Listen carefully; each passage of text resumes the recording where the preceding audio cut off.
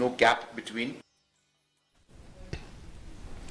The State Cabinet yesterday approved the proposal to provide an option to petrol pumps to clear over Rs 38 crores pending dues in instalments. Informing this after a cabinet meeting, Chief Minister Conrad K. Sangma said there are petrol pumps that have not paid their dues due to poor financial situation and their interests are piling up.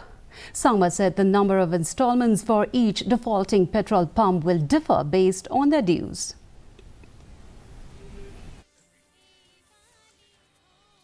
Program with the different petrol pumps, where we are freezing the interest amount and the principal amount and then dividing them into equal installments.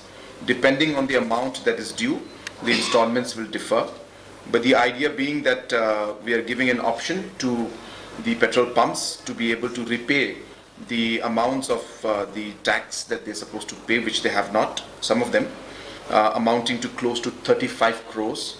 And with interest, it's about 3 crores more. So about 38 crores is due.